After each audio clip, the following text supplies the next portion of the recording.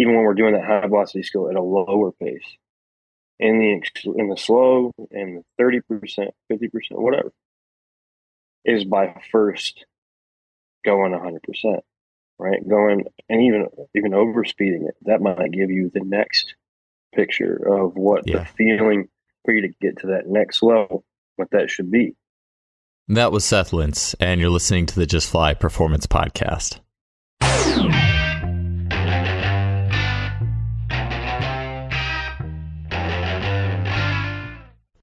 Today's podcast is brought to you by Simply Faster. Simply Faster is an online sports technology store that curates the best of in various elements of training, such as timing systems with the Freelap timing system, training tools with things such as blood flow restriction training and the K-Box, athlete monitoring devices such as velocity-based training, force plates, and the VO2 Master, and much more. I choose sponsors for this show that I use their products personally, and I have been loving using blood flow restriction training this past year. The Freelap timing system has been an absolute staple for me. I've really enjoyed using bar speed tracking and the K-Box. Those and other products in their store have been a really valuable part of not just my coaching journey, but also my journey as an athlete. They have as well an amazing blog on sports performance and are a top-notch company with great customer service. Be sure to check them out, and you can do that at simplyfaster.com. That's simply with an I, faster.com. Welcome to another episode of the podcast. Our guest today is Seth Lintz. He is a pitching performance coach based out of Scottsdale, Arizona, known as the Pitching Doctor on his social media accounts. Seth has trained over a dozen individuals to break the 100-mile-per-hour pitching barrier in the last 2 years, and himself had a maximal fastball of 104 miles an hour. He was a second-round pick in the 2008 Major League Baseball draft. Seth uses a progressive training system that combines a priority on neuromuscular efficiency and development with intuitive motor learning concepts. And of all the high-velocity activities human beings can do, throwing a ball at high speed is the fastest. It's the fastest thing that we can do. And as such, it's a special skill worth studying. This podcast is going to have concepts that whether you are a baseball coach, a pitching coach, a track coach, or somewhere in between, today's show is all about teaching high velocity. And so on the show, Seth will be sharing details from his early immersion in throwing mechanics. He'll give his take on the mental elements, the kinesthetic, the feeling-based elements of high-velocity throw training.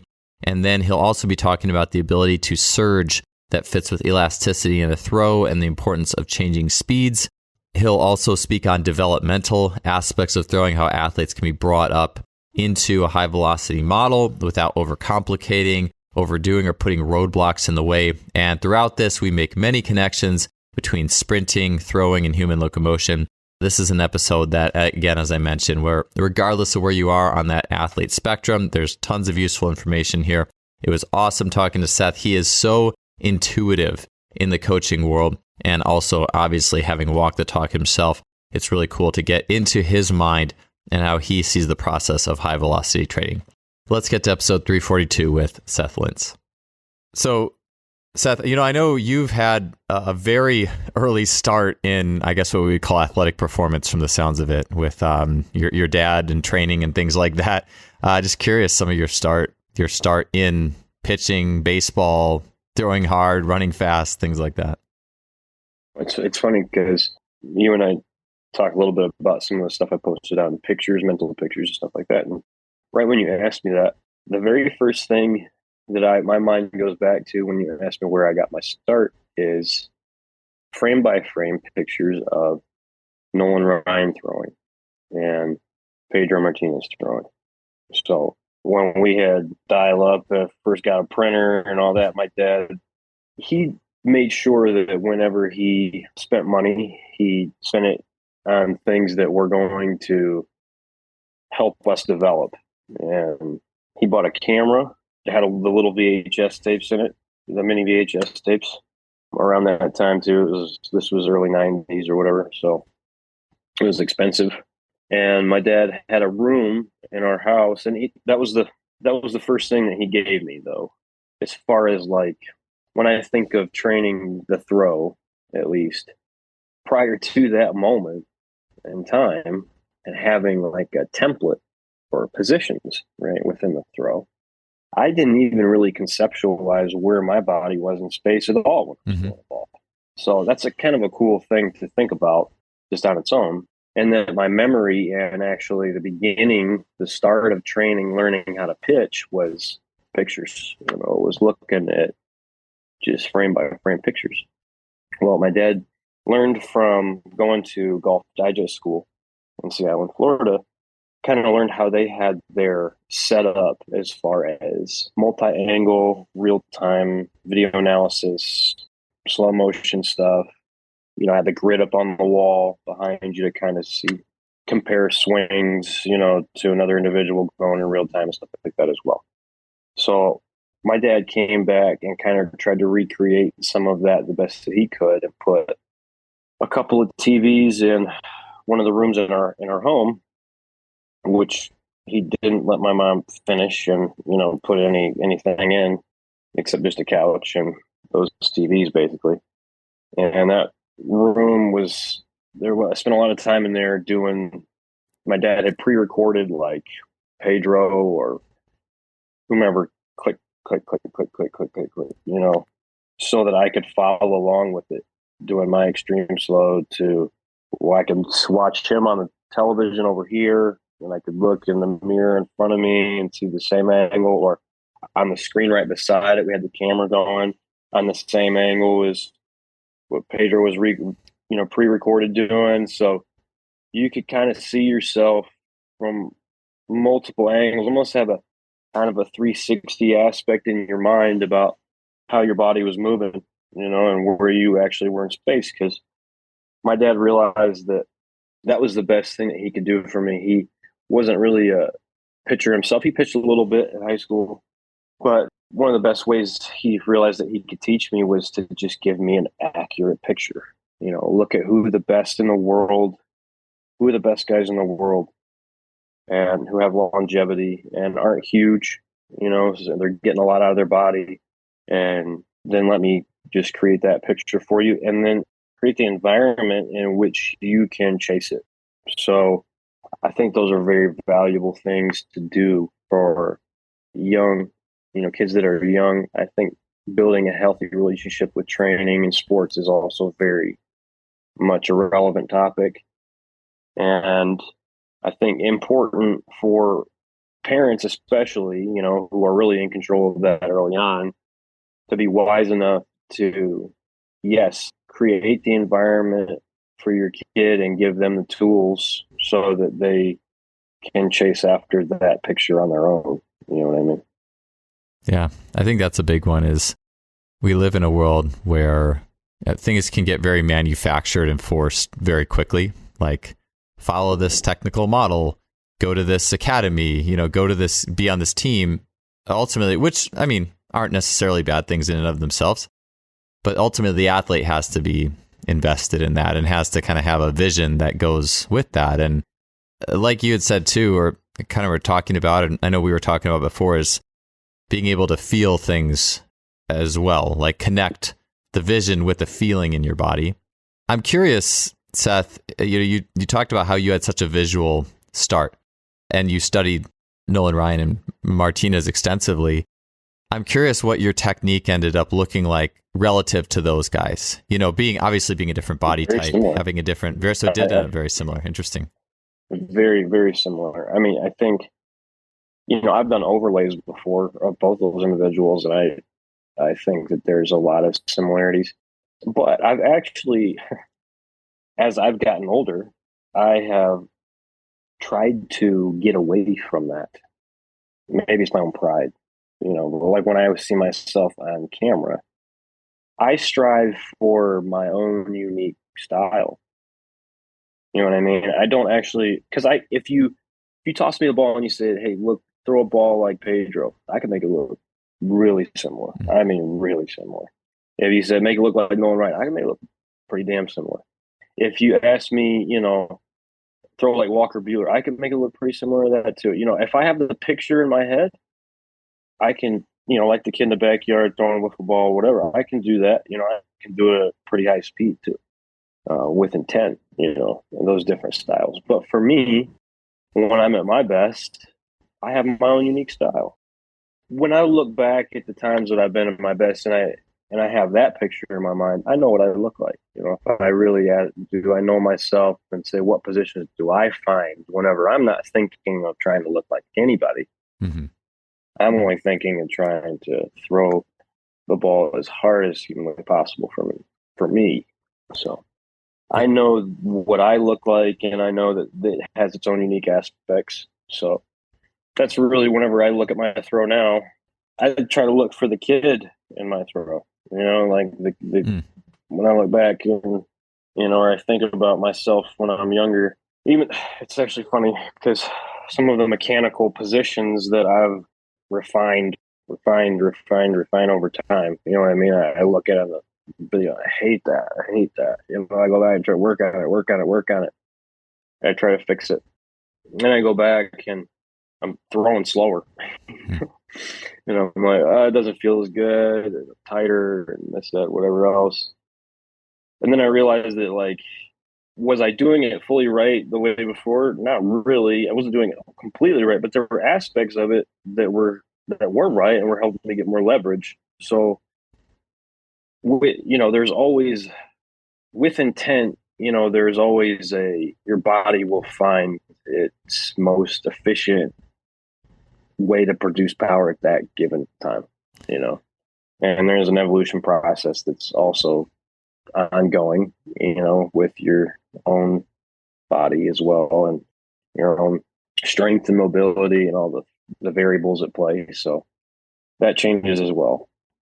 Yeah, it makes me think a few things are running through my head. One is, I guess I think about like the potential variability in different human skills, like how much variability between elite performers will you see in like sprinting, distance running, and in distance running, you'll see more variability than sprinting. How much variability would you see in amongst throwers or the higher velocity, like higher velocity versus a slower velocity skill? I'm not a golf specialist person at all. It does fascinate me. I mean, any human motion fascinates me. I'd heard somebody, I don't even think it was a sport coach necessarily, talking about how each golfer has their own signature and their own nuance. And of course, everyone does, right? But I was just thinking how much variability in a golf swing versus a baseball pitch. And you had mentioned like having that visual base and inspiration of those elite pitchers and ending up looking relatively like them. I'm curious if you could go back in time, or if you were bringing up an athlete from square one, would you use that same strategy? Or would just having the intention of throwing as fast as possible and not studying those frames and seeing what comes out? Just your take on that idea. That's a great question. Actually, I think my answer might surprise you a little bit. I would do a version of that. I would probably, so I'm jumping ahead a little bit here, but there's a theory, and I kind of like to hold, some of my thoughts like about the development of your psyche as it relates to training and stuff to this. But there's a theory that you're infinitely capable at birth of learning any skill. Your brain, with the given DNA, your ability to express the skill has a certain level, magnitude at which you're going to be able to do that. But, humans are infinitely capable at birth. And then at that moment really is when the limitation process begins.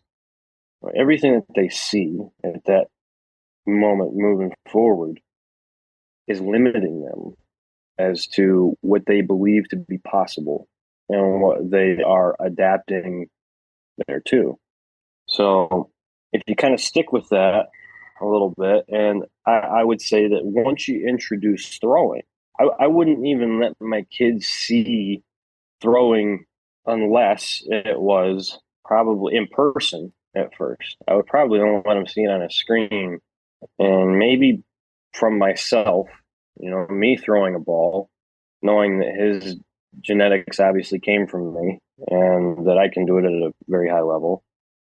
But I would speed it up to 2x, or do even show him things like throwing the thing I had in my story last night, the ball on a rope, the slingshot.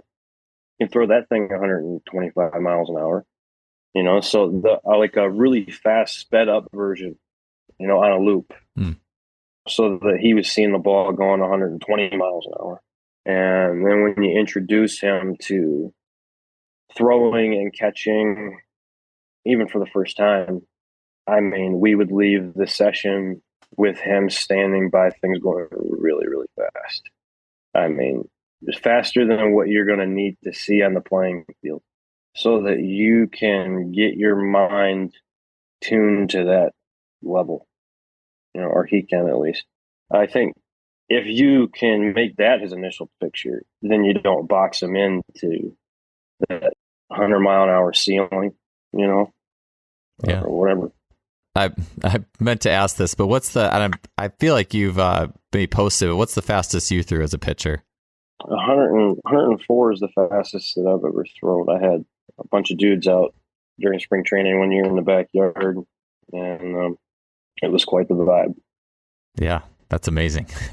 It's interesting to think. I mean, my biomechanical interest hasn't gotten, like I said, golf, pitching. I mean, it fascinates me, but I haven't taken the time, like I've studied other movements, to study pitching. But I'm curious, once you get to a certain velocity and the ability to throw a certain velocity, like, I mean, I do know in pitching, like you get like I've seen like the submarine type throwers or whatever, like people who are way out there, I guess, in the oddball, unorthodox world. But I would imagine that no submarine pitcher is going to be throwing 105. Like the closer you get to those upper limits, you probably have to start having more, the body probably starts self-organizing a more, like the bandwidth gets smaller probably is what I'm saying. I would imagine. Is that, or is there still a fair amount of variability at that high end? I'm curious. I mean, I would have thought at some point, and I think to some degree you're right about saying the thing, like submarine guys aren't going to probably be able to get the ball up going that fast, just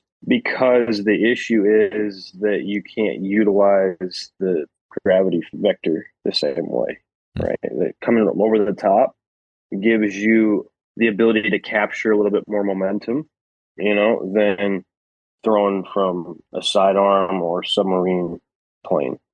But then again, dude, you got a couple guys out there that, I've seen 99 from dead nut right here in person, and, trained it. And that's awesome.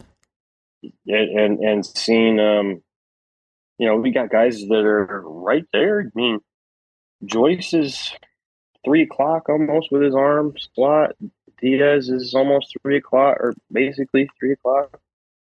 And they're 102, and Joyce is fastest in the world, almost. So Hicks used to, I think he used to have a little lower squat, but not like them, obviously. Yeah. With that in mind, I mean, I think that's so awesome too. Like I do look at, pitching, throwing, like an arm, like the whip of the arm. What are the different, it seems like there could be a variety of strategies utilized to create that whip. And I think about, Rafe Kelly had said this, like we talk about humans compared to animals. And of course, running, we get destroyed. Like I watch dog races and it just blows me away. I'm like, these things are so fast, let alone like cheetahs and antelopes and things like that. But one of the things humans can do really well outside of cold weather endurance warm weather endurance. Cold weather endurance, we get destroyed by huskies. But is throwing. Like throwing is the thing that humans are, compared to animals, are really, really good at. And I look at it almost in the way of, well, human beings compared to animals, we have more exploration. Like we kind of can use, like I think about like swimming, like we're using limbs in a way that wasn't necessarily meant to be for swimming, like in a way, but we can do it. We can use it. We can create, and we stand upright and we're 3D and rotational and all these degrees of freedom. And sorry, I don't want to like get too convoluted with that thought, but I just think it's kind of cool. It's a distinctly human thing, and there's more options, is what I'm trying to say. A long-winded answer. I think interesting about throwing too is that it's a more highly evolved skill for an animal. They don't really have a purpose to learn throwing. Yeah, maybe feeding themselves, throwing something up on a tree, a monkey, a really smart one, or protecting themselves is the only thing I can think of. But for humans, it's an evolved skill for both hunting and for safety. You know what I mean? For fighting. Yeah. So It's cool too. There's Oh, sorry, go ahead. purpose. Yeah, I was just going to say there's a real purpose for actually learning the skill of throwing. As I think that it's been an evolved thing over a long time. Yeah, sorry. You just put. I'm sorry to interrupt. You just put a thought in my head. It like kind of popped out. I was like, just thinking about like my son. He's 4 now, but at 18 months, I have a video of him just throwing rocks into a creek. And I wasn't like, I don't even think I was like telling him to do it. I didn't think I was doing it. It's just like in his DNA.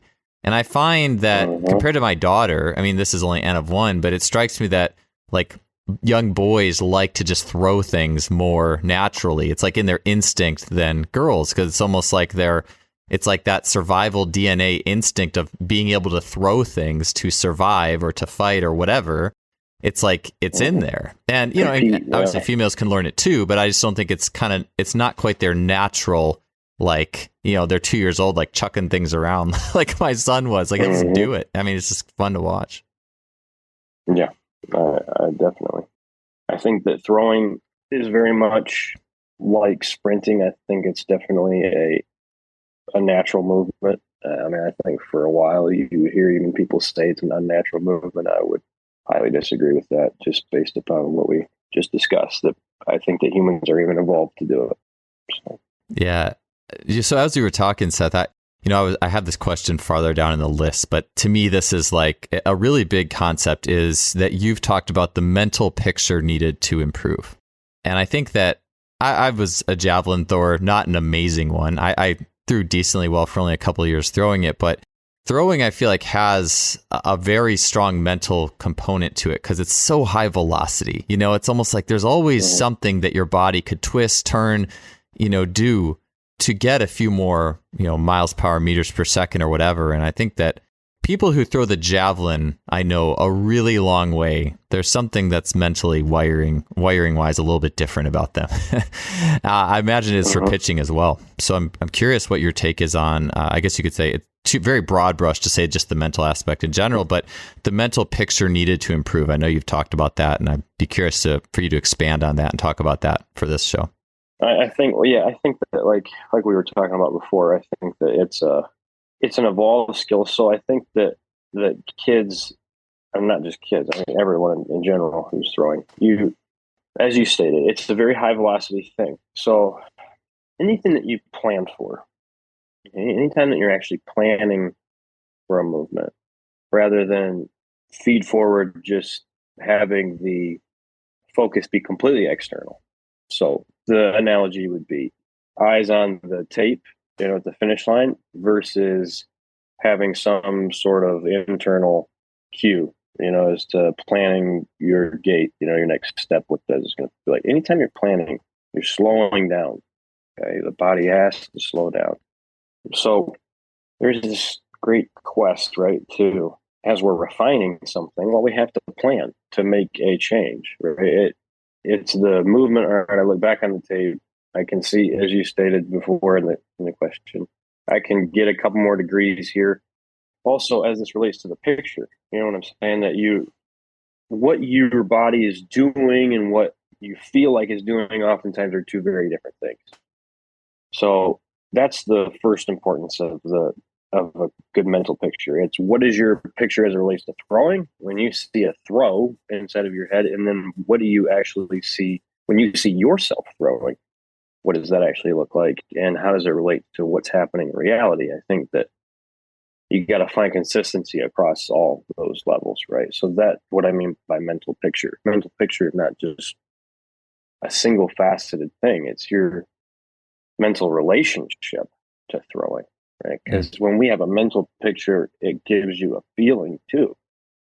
It should anyway, because we got emotions attached to that definition of throwing for us. So I guess I would say that that's the importance of crystallizing what that is. Now, as I stated before, if you're planning for it, then you're slowing down. Well, that's the job of a coach right there, ultimately, is to how to get you as the student to be aware of the change that needs to be made, yet deliver it in a way where you can attach that change, that tweak, adjustment, mechanical flaw, whatever, you can adjust that to being in a more optimally efficient position, right? That's really what we as coaches are seeing without planning for it. Now, that's a skill, right? And the kids that can look at you as you're describing the movement, and you don't have to say much, but you just say, like you show them the flow of the movement the way that it should be. And they have that kinesthetic awareness to put that to a feeling, transmute that picture to a feeling. As they're watching you, they can feel the way that you look, right? And then they can put that into their movement. Man, that's when, you have a really kinesthetically intelligent athlete who can make a lot of progress really fast. And they're doing that naturally on their own without even realizing it. Going up that full learning process without having to slow down, And I think that's where things get messed up a lot of times, is in that stage of making people aware of what's going on, and then how they should actually resolve it, right? Like, because mechanizing things and being really contrived with your movements and stuff, and being afraid of a bad position, that's not it either. Yeah. And that usually takes you backwards. So I wanted to take a quick minute to tell you about my story with our sponsor, Lost Empire Herbs. Several years ago, I had strongman and mental training expert Logan Christopher on the show, and in the interview, I realized that Logan, in addition to deadlifting over 500 pounds and ripping phone books in half, also was the founder of an herbalism company. Long story short, I ended up ordering the Phoenix formula, one of their flagship products, and in taking that, I noticed increased energy and a decreased reliance on coffee, which honestly, I was kind of expecting that. But what I didn't expect is after a few weeks, I noticed my weight room numbers had increased substantially. And the Phoenix formula also led me to getting Shilajit resin, which is found in the Phoenix formula and recommended by a lot of strength coaches, as well as other Lost Empire Herbs products. I've been using Lost Empire Herbs ever since, and I have sponsors of the show that I believe in, that I use, and that I want to share with you. So if you want to check them out, head to lostempireherbs.com/justfly for 15% off my favorite Lost Empire Herbs products. You get a 365-day money-back guarantee. I really enjoy having Lost Empire Herbs as a sponsor of this show, and I hope you get a chance to check out what they have to offer. Let's get back to the podcast. Yeah, I absolutely love what you said. There's the picture to feeling. Is here's what this looks like, and here's what you see in a elite competitor. And I love too, by the way, maybe I'll bring this up later if I remember it, but you being able to say, all right, I'll show you how this person pitches. I can do how this person pitches. I can do how this person. I've seen a swim coach or swim consultant, Milton Elms, when I would see him work, or just in his leisure time, he would be like, oh, this is how, the Australians or the Italians swim or whatever. Like, I think as a coach, being able to say, hey, I can do how this person runs, this person swims or throws or whatever. And obviously, you're not going to be, one of those ways is probably going to be more suitable for your body and your levers and your mechanics than others, but just the ability to do all of them and feel all of them, I just think is so valuable. But anyways, back to what I was saying, I love picture to feeling, because I think so often we live in a world where it's like picture to position. Like, we'll show athletes a picture, or maybe we demonstrate something, and then we say, well, get in that position. And feeling isn't even on the list. But the problem with position is, it's like you said, and it's like Kibwe Johnson, a hammer thrower and coach, has said this, is basically like at the beginning of the hammer throw, everything I kind of put in your head to like think about during that throw is going to take away from the potential of that throw. And it's only really feelings that are the movement amplifiers that we can take and use in the deep part of our physiology, the instinctive part, not just the, I'm going to like really think about this. And I'm going to think about I love that. I love that the picture to feeling like idea. I just think that is so helpful. And it'd be cool as we go through various skills to start, almost having, again, I think once you make too big of a map, you start to, again, overcomplicate it, because every athlete too is an N of one, but just to have that idea in your head, I just think that's such a valuable phrase that you mentioned there. Yes, I think that If you think of it in terms of the position, that's kind of like the way I mentioned first learning throwing, right? Like the frame by frame or whatever. But the feeling when you can make that crossover of picture to feeling, then you can immediately use it within your actual throw, because the throw isn't a position, it's a bunch of positions woven together, right? And sequenced together. So I can immediately snap into that feeling. I can go there in my mind. Once I know it, I know the feeling of a movement. I can go there without thinking. I can keep my focus now in the forefront on throwing to a target and even still feel that in the background. Right? And that's the only way to do things at a high velocity. It's the only way your mind is going to actually be able to keep some point of reference when there's that much information coming into the brain, right? At that rate. So when you're going as fast as you can go, whether it's in a sprint or a throw or whatever. So. Yeah, I love that. It makes me think too about some of these unique skills. I was going to say things that humans can do. I don't think there's any animals that could throw a hammer, like a 16-pound hammer, and track and field with. And even maybe the hammer is actually, maybe that's the most evolved skill. I you could probably give like a gorilla a 16-pound shot put and probably could actually do pretty good. But a hammer, and with the hammer too, it's like high velocity and extremely reactive. Pitching, it's like the highest velocity thing that I'm aware of that we can whip our limbs to do. And I think that keying in any coach, regardless of whether you coach pitching, throwing, or something, like that or not, I think there's so much that everybody can learn from the thought process that goes into moving your body as fast as humanly possible, like doing the absolute highest velocity things that we can do. I just think there's a lot there that we all can learn. And maybe that's where, I don't think the feeling, I mean, there is a lot of stuff in like just even in running and distance running. Sorry, I'm kind of going on a little bit of a tangent. My brain sometimes runs maybe more than it needs to. Here's the host. But even distance running is interesting because a lot of people will try to make, and I think running is just a common thing for a lot of people, as everybody does it.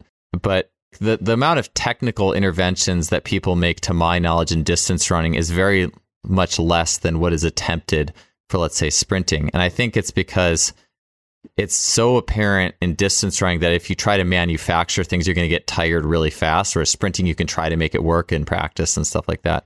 And running goes more, I think, into like awareness. Like if you look at like some of the running books, like Chi Running, or I'm trying to think of even like Helen Hall, who's been on this podcast, has a very notice and awareness based system. So like running, longer, slower running kind of starts with this awareness of the body type mentality. And then it's almost like a spectrum. Now let's go into like the highest velocity. And I think there's easily feeling as well in distance running, but it's just cool to think about like that high, highest velocity element. Yeah. I think that if you look at all speeds matter, right? And training all speeds, and then you look at training at the high velocity skills at the highest velocity that you can train them at. The only way that the body can know what it's really working toward, right, and what feelings it's chasing and trying to develop, and even when we're doing that high velocity skill at a lower pace, in the slow, in the 30%, 50%, whatever, is by first going 100%, right? Going and even over speeding it. That might give you the next picture of what the feeling for you to get to that next level, what that should be. So there's an awareness that is altered. And you kind of mentioned this at the beginning. That at the beginning of the training, there's an improvement in the awareness. Well, if I relate that to a throw, okay, and the same with spreading. If I start with an extreme slow throw, well, all of a sudden now balance becomes much more relevant than it did with the full speed throw. Now, did it really? It didn't become more relevant. It's just as relevant in the high speed throw. You know what I mean? It's just as important. That variable has the same level of importance However, your ability to feel the importance of balance goes way up with the extreme slow throw, because you look like a buffoon if you don't have it. So where those same gaps in balance, weight shift, or whatever that you see on the extreme slow when you're shaky or whatever, those are occurring at the high speed throw too. You just can't feel them because there's a lot more information per second coming back into the motor cortex, right? So you're only able to process and replan for, react for so much of that information. And that's why we slow it down and speed it back up and overspeed it, so that we can try to get the brain to adapt to intaking more information in a shorter period of time, more efficiently over the long term.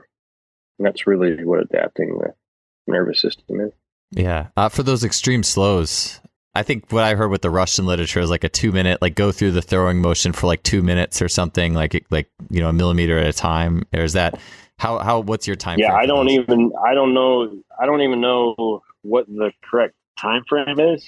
I'd just say go as long as you can. I've done extreme slows up to, from start to finish, up to 5-10 minutes. I've done it every which way, forward and back, a lot longer than 2 minutes. But it's going to come down to your degree of balance. Balance is a huge piece of that, and also knowing your throw. I see guys going to extreme slows all the time, and it doesn't actually look like their real throw. However, it's very revealing what their mental picture is about their throw. You know what I'm saying? How they, they attach the feelings that they have within their throw, how they try to reproduce them at a slow pace. It's not accurate, but it's also revealing as to what they're trying to do to create power. Their allusions to power positions, right? How they're trying to organize their body to create that. That gives you a little bit of a window into how they perceive that. I love that. I feel like it's in some ways it's kind of too bad. I feel like that is probably the most easily applicable to things where you're standing and swinging, like a golf swing would be real easy, or a throw. I feel like things like running or jumping is a lot harder because it's a leg to leg occurrence. So it's like you have a very small window of a place on the ground where you could really do that. But I do love how, like, it's almost like as someone's going through that really slowly, that's where all their preconceived notions of how it should be done would come out, like you said, like what are they? And then versus the other end of things, I think about something like overspeed sprinting, like being towed or running down a little hill or something like that. And I know some people have said too, don't tow people faster than their max, or just tow 100%. They don't have to try as hard, or whatever the exact prescription is. I always like the idea of having athletes do that, and I think this is an interesting thing is I've never seen a coach do an overspeed and combine that with some sort of technical cue. Hey, we're going to tow you faster and do this. It's, well, because one, you're going so fast, your options are reduced. But I like the idea of telling athletes to actually notice how their body is changing to accommodate that new high speed, that new mental picture. A lot of times it's actually the knees going a lot lower than you would think, and the body creating a collision with the ground in a different way than you would think because it has a new vertical support need. And it's like exposing your body to, hey, if your body is going to go faster, why don't you feel some of the things it has to do now, and recognize that and make special exercises out of it or something. And that's just not approached that way, really. It's usually just, well, here's the prescription. Here's how many you do, and it's, I just think that with that mindset, that's the beauty of how God made it, though. That's the beauty of how God made it, for sure, that you're with intent, with the emotion, right? The body, and go, like you said it beautifully. When you're going that fast, it takes away options. Mm-hmm. There's no time for you to think about anything, especially if you're going the fastest you've ever gone.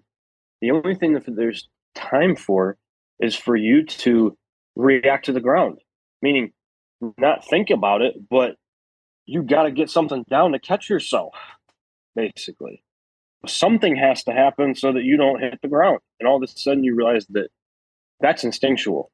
And that's the right position, right? So that's the beauty of us going down the rabbit hole, how many different ways trying to perfect mechanics when really perfect mechanics start with intent and emotion, and unadulterated form is purely thoughtless.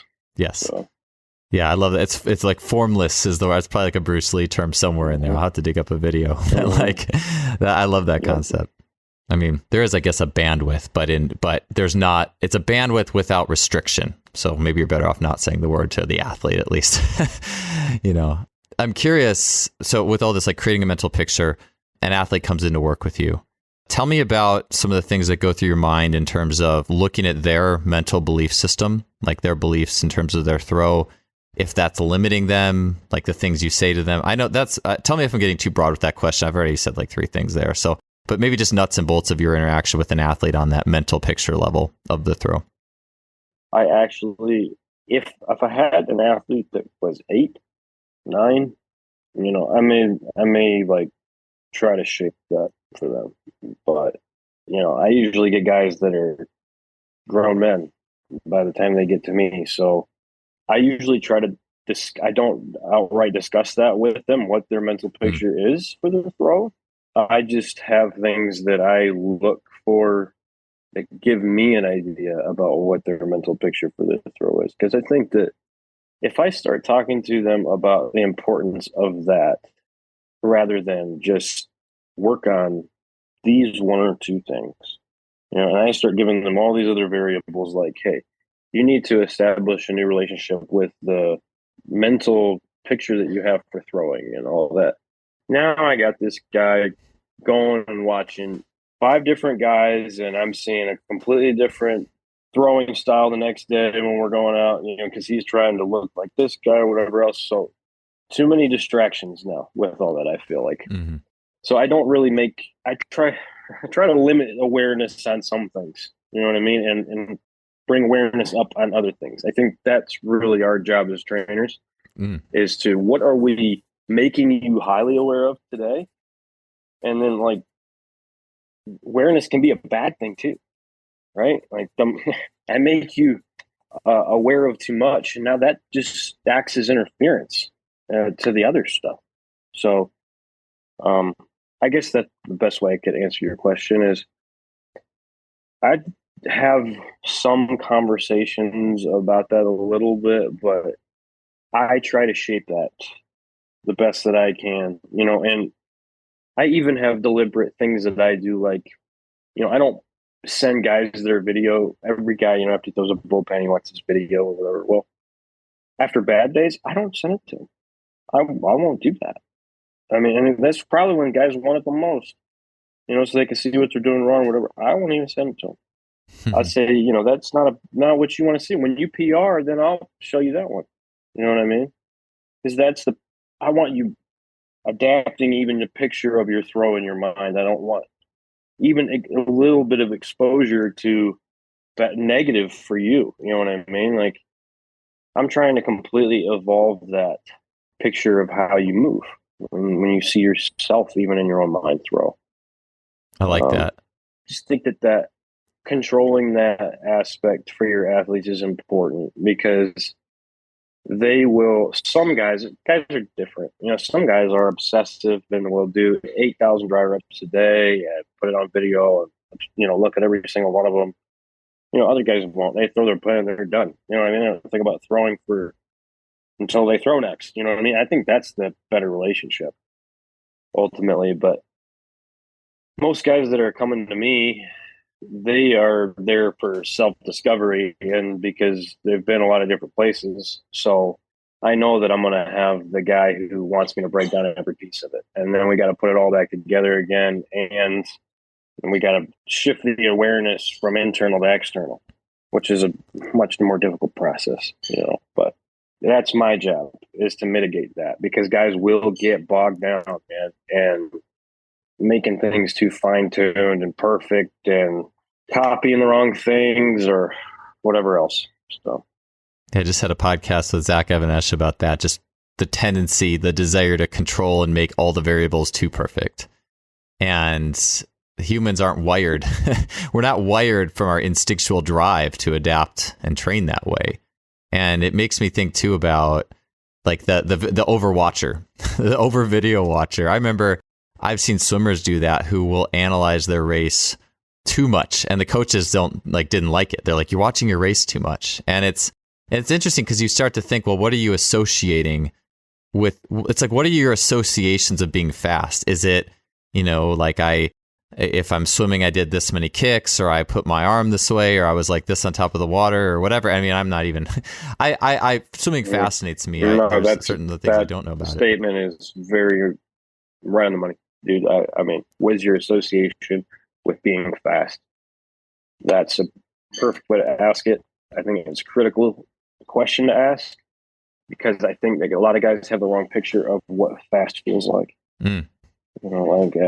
Tension, and strong, is kind of a lot of times the association, and it's not. It's, I'll go ahead and kind of start touching on one of the other questions here. You said, what are the most critical things in my mind that I see for an athlete to possess to throw a ball fast? And this kind of touches on some of the same stuff. And my thoughts were tempo, actually, first. Tempo and then sequencing. And those are broad terms, but I'll elaborate. Tempo meaning that there's a cadence that from start to finish, the throw progressively builds with speed. There are no stopping points. It's not a spike at the initial stage and then a slowdown and then another spike. It's a gradual build up from start to finish. I think that tempo is critical, and I think that unless enough momentum is created initially in the initial stages, even though, like I say, the throw has to build, that initial stage has to be fast. It's not slow, faster, fastest. It's fast, faster, fastest. It can't be with tension, because in order for you to really conserve and capture that momentum, you can't be tight. You have to be able to turn on late while moving fast, and that requires you to still be loose. So very much like sprinting, there's an initial start phase and there is tension that's carried through the body. Your job after that is to get the tension out, actually, so that you can relax, right, as you get up into posture. If you get tight, then you corrupt the gait and the time goes down, and your breathing fails, and you see it in the neck, and the posture suffers, actually, as a result. So, and the same thing is true with all fast movements. Right? It's the ability for the body to actually get moving at a high pace, but then stay relaxed at that pace so that it can continue to act while moving at a fast pace. Does that make sense? Yeah. One of the things that I associate that with is James the Thinker Smith had said all athletes on the early level in their developmental years should be doing like track, gymnastics, and swimming, like as a base. And he had mentioned swimming on the idea of, I think, just controlling your body in space, like without a floor to like a hard point to balance or launch off of. But one of the things that's also interesting with swimming is that the body works in kind of more of a surge-like fashion, kind of like what you're talking about. There's like these delays and lags, and versus I think that we can very easily go completely the other way and talk about like, well, punch the ground when you run would be the complete opposite of that. 100%. And so I do think if athletes only do swimming their whole life and they don't play many other sports, they don't tend to be amazing at other things. But a small quality, this is just again where I'm coming from, but a moderate quantity, I should say, of swimming. Like I've seen athletes who, I remember I was working with one individual who she had a history in swimming, and she was a track sprinter, and her self-organization, and this is all multifactorial and whatnot, but like her ability to self-organize movement and like long jump was amazing. And there's a lot of elasticity that goes into long jumping. And I just think about the ability to, you could even say like Bruce Lee, it's like be like water, be like moldable. And you could take that to the extreme. A swimming, someone who's swam forever, it's not going to be the optimal for a lot of necessarily land-based movement, but there is like that water quality. Maybe that's where I just take it in my mind. I don't know if that really, I don't know if the meaning of that really resonates a lot, but I do see the idea of surges, like having like pace changes. We talk about running and sport, and there's the ability to pace change, to surge, and even your running cadence and things like that. And I think that you look at the athlete who's just like maybe we've all seen it, like the super gung-ho weightlifting athlete is almost like something that mentally comes up with that is only having one speed. It's only like, versus the ability to. So I hope that makes sense. That's at least the perspective I take on what you said. 100%. 100%. I think that you can learn a lot from sprinting in and of itself, or really any other exercise, and your ability to manage the tension, or it bringing it at homeostasis, or it's really the pain, however you want to couch it to yourself, however you want to manage that feedback, that information that's being fed back to you, your ability to stay relaxed under pressure, probably the simplest way of putting it. If you can stay relaxed while going fast, then you're going to be able to apply more force while you're traveling faster than another athlete. And that really is kind of the idea, is that as you adjust the speed, you're, like we say, you're changing the gauge on what you're making yourself more or less aware of. So you have gaps, pockets that you're bad at, you're really exposing yourself when you do these various exercises to the gaps in your processing, in your organic computer upstairs. Yeah, the organic computer upstairs.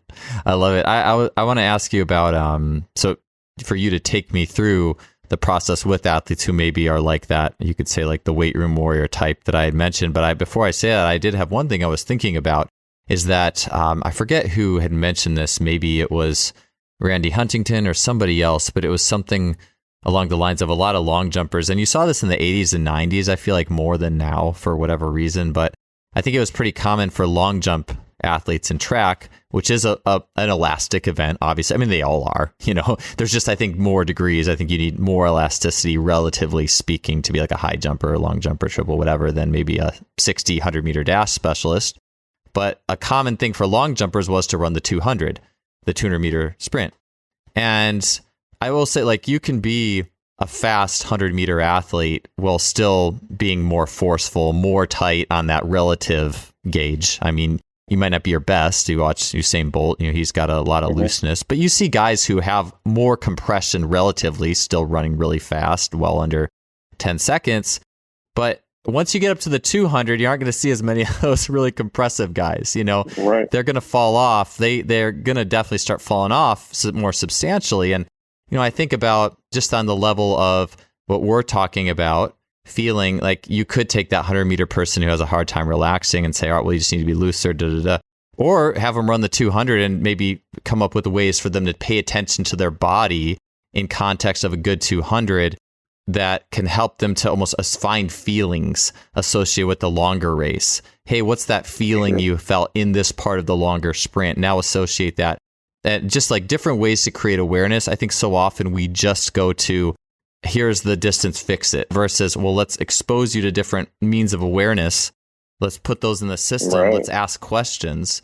Yeah. So anyways, that was the thing in my head. I'm just curious on your end. Yeah, no, you got a lot of different tools. I think running is so cool because you can do things like exposing somebody to a treadmill for 7 seconds, right? That's way sped up beyond what they're capable of doing ordinarily, and their body will run that fast just for 7 seconds, right? Because it knows that it doesn't have to do this for 20 or a minute, right? Or whatever. It'll do it, it'll overspeed itself to catch up with the treadmill, right? So that's a way of making you aware, right, of what that next level is. And I think that's in all sports. So those are your exercises that you select. That's actually everything. That's all that you're doing as a trainer, is implementing exercises so that guys day to day can learn a new skill. Yes, Strength is a skill. Coordinating that strength is a skill. Developing power as a skill. All of it requires learning it and re-educating it. So I mean, you can do the same thing with, giving guys with throwing. It's usually more closely associated with giving guys really light objects, right? So having them throw the tennis ball, the 1 ounce ball, do the bench press with the dowel, the ballistic bench with the dowel rod, do the curls and various, rebounds with really light objects. Because again, if you don't, from a scientific aspect, you don't develop the coordination to move fast, then you don't know the feelings associated with moving fast, and you don't even know what you're trying to feel when you're doing the slow stuff, right? Because really, when you're doing the slow stuff, you should be trying to feel what you're feeling when you're doing it full speed, right? When you're going top end, that should be your focus while you're doing it at a really, really slow pace. So I think the two run very parallel. It's just you're not going to get the same thing out of guys, with their body running faster, reaching that super physiological rate of speed by exposing to a lesser frame of time. One thing that I have seen happen though is exposing them to like an overspeed mound.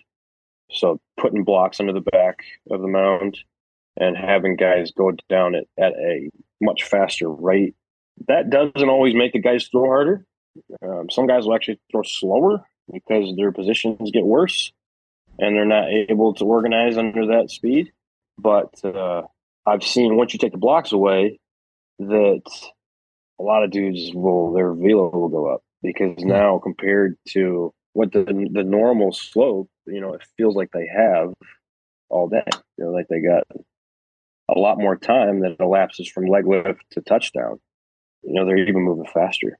They've even sped up their pace because of what they felt going down that faster slope. So I think, if you could expose you touchdown, how would I teach a really young athlete what for the first few pictures that I would provide them? How would I train them early on? I think you could find a really steep hill and throw down that and learn how to, very much like overspeeding running, running downhill. Yeah. I think if you could learn how to do that, I think that would be very, very valuable. Yeah, I just have to think of a game for kids. Like I like dodgeball is like an easy game, a lot of, throws and catches and, dynamic things going on. And, I feel like that was, I stopped playing baseball at about age, I don't know, like 11 or 12. And I loved throwing and pitching when I was younger. And then there's like the strike in Major League Baseball in the mid 90s, I think. And I had some baseball coaches that I didn't have a good experience with. And I was tall and switched to basketball. But I think I got a lot of my arm speed and eventually being good at javelin, like decently good, at least I got a lot of playing dodgeball. But I was thinking, could you make a game, some sort of game where you threw downhill too, or I guess it'd just be situational, but I love using nature, use things that happen naturally, use those elements and just to draw those things out. Cause what kid doesn't like too? I like watch my children running around and I like watching them too. Like we're at the park and they're like run up the hill and I just notice how their mechanics change. I'm not going to say anything to them about it. And then they run down and I watch how things change. I just think how their body is taking it all in, and I just think that's another thing that I just thought about. I think this is important for parents who have young kids and stuff. One of the things that, I think I have one somewhere in here. Let's see if I can find it real quick. Yep. Okay. So this is a regular baseball, and this is the size of one it says pre-infantile on it in Spanish. But I know that at least in the Venezuelans, I know that they have their kids under 8, I think, 8 or 9 use that. That's instead of a 9-inch, it's an 8.5, I believe. Yeah, 8.5 inches diameter. And 4.5 ounces, so just a little bit lighter, but same density as a baseball. So when you put this in your hand and you feel the weight of it, and you feel the weight of a regular baseball, this feels exactly the same weight. The perceived weight is the same because we kind of talked initially about how you're your child would perceive the relationship with just throwing, right? Like the first throw that they see, the speed at which it's performed at. I think providing implements, right? Because this to a little kid, to a 3-year-old, not the same thing as when we grip this. Totally different thing. And yeah, putting this in their hand at 3, I think is dumb. It's like saying, hey, let's learn throwing as adults by you throwing a basketball. No, man, let's learn it by you skipping rocks. Okay. Now that makes more sense. That's a more natural movement, right? Oh yeah, I love skipping what rocks is too. skipping a rock for a little kid as it relates to like throwing a baseball and stuff?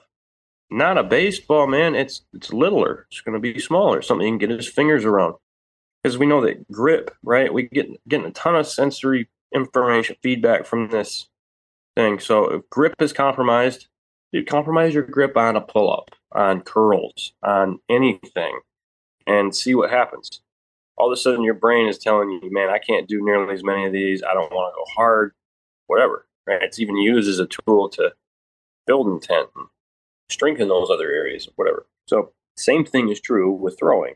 If you can provide an object, especially that's dense, I like density especially because you feel the whip aspect of the even lighter stuff. If it's dense, it could be 3 or 4 ounces, but small enough for your kid to get the whip. And something that, I would even probably test it. If you got the equipment, something you can throw 10 miles an hour harder than what you throw a baseball, relatively speaking, scale it down for your kid. If it's you throwing something smaller like this, if I'm only dropping a half inch off of this, then, when his hands are that much smaller than mine, then test it. You know what I mean? And then test how he reacts with the various tools. If you can see what object you put in his hand, whatever object you put in his hand that he throws the hardest, that's the one he should probably be throwing the most. Because as soon as he feels it, it sends a feeling up here that he associates with intent, wanting to throw it hard. And that's where he's going to learn the most about throwing. So. Oh, I love it. It makes me think too, like that pitcher has the one speed, maybe 2/10, right?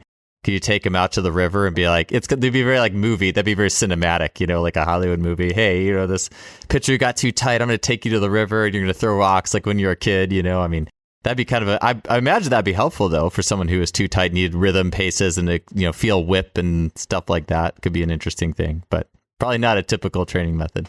It's not, but yeah, absolutely. As far as we talked about building awareness of various things, I think that's another thing that when you speed things up, I guess that's really what you make yourself more aware of.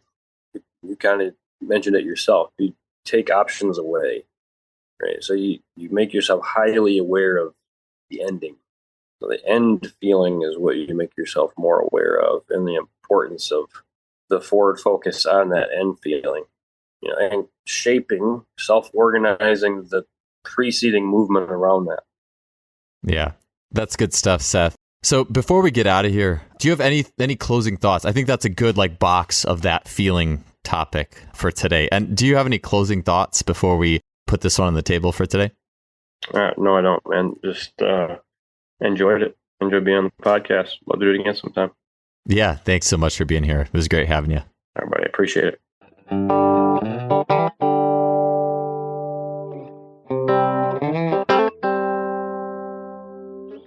Thank you for tuning in to another show, and we'll see you all next week.